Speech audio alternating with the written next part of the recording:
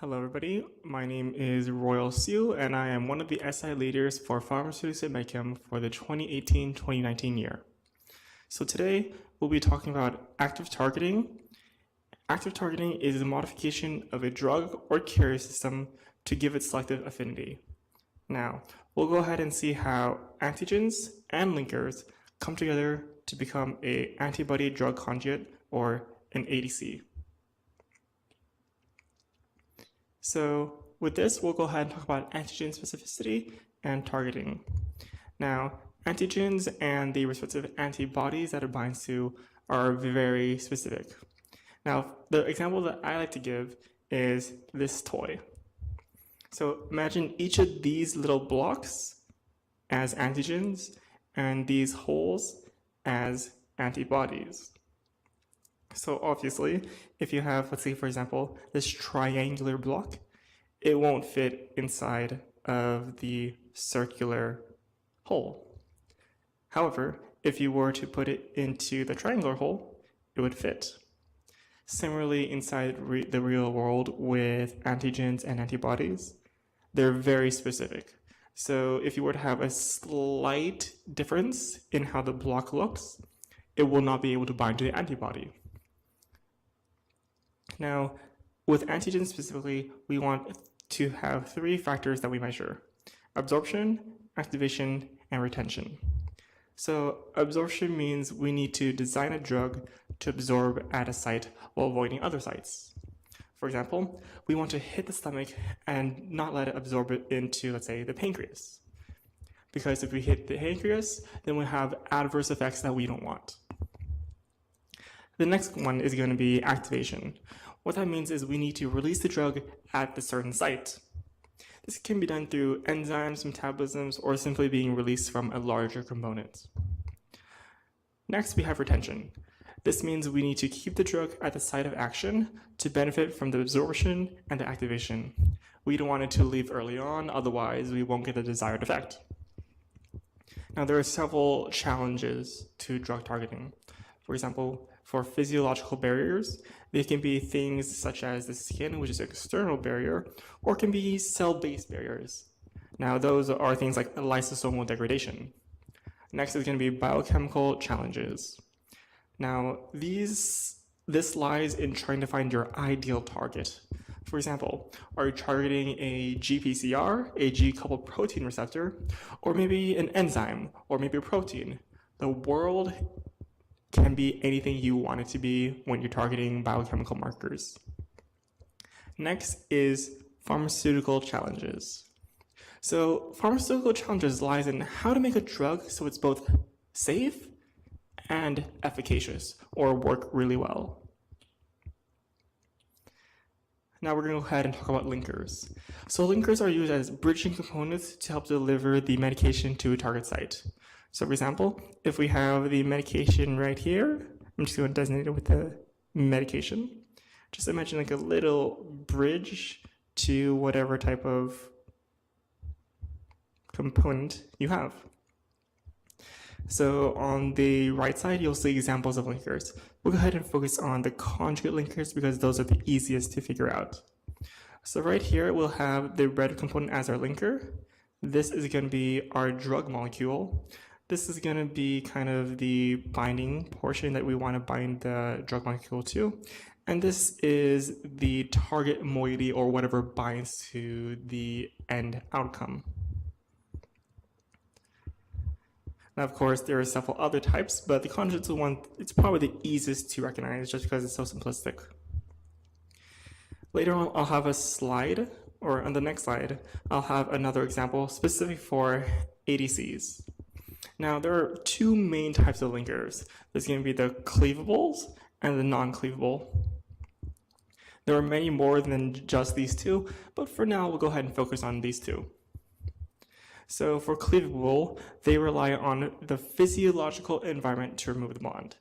So think of things like a low pH that allows a protease to hydrolyze or proteolyze the bond.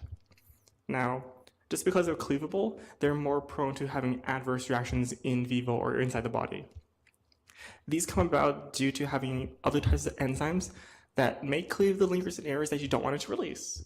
So going back to the previous example where I was talking about the stomach and the pancreas, we want to target the stomach. But let's say the pancreas also has enzymes that can cleave the bond. So if the drug were to travel inside the blood and go into the pancreas, then it can be cleaved and the site of action is not where we want it to be, and therefore more adverse effects. The next one is going to be the non-cleavable. So this relies on endocytosis to relieve the drug. Now, when it becomes endocytosed, it relies on the lysosome to release the drug, and then because it's already inside the cell, then you have the desired effect.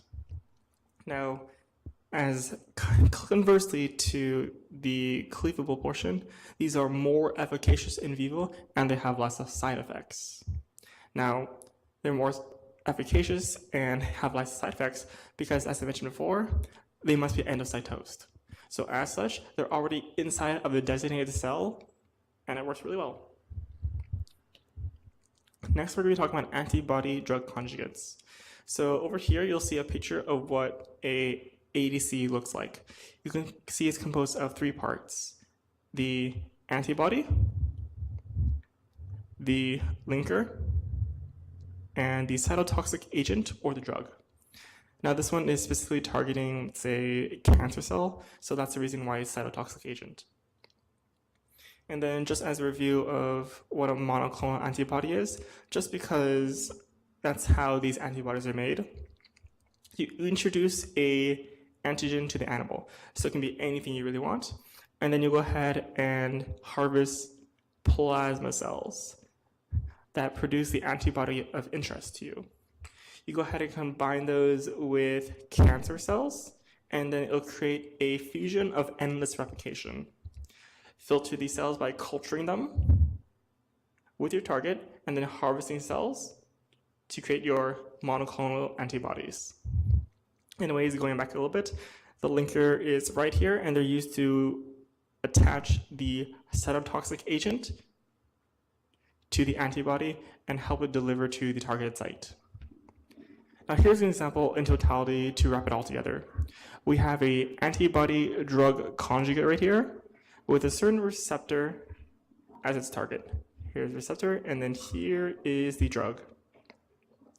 Now it's holding that drug with a linker that we don't really see, but it's there. Now do keep in mind that since this is targeting at the cellular level, it has already bypassed many physiological, biochemical, and pharmaceutical barriers to get where it is right now. Now, there are 2 paths for the antibody drug conjugates. You have one where it can bind to the receptor and let the drug go. So then it'll go ahead and have an external drug release. Now, the linker either gets degraded or some type of physiological change happens to let the linker release from the drug. Now, because it's released externally, it'll then get uptaken into the cell and cause the intended effect, which is overall cell death. Now, there is a second way you can go ahead and have the path for the ADC. The second one is going to be right here, receptor-mediated endocytosis. So the receptor, along with the antibody, can get endocytosed, which will then go into the cell. It'll then be inside of a lysosome, where the lysosome will go chew up the linker and anything else to release the drug from the antibody. So that goes out into the cytosol. Last but not least, it once again releases the drug and causes the intended effect, which is, once again, cell death. Overall, that is antibody drug conjugates along with active targeting. I hope that helps. If you have any questions, feel free to let me know. Thank you very much and have a great day.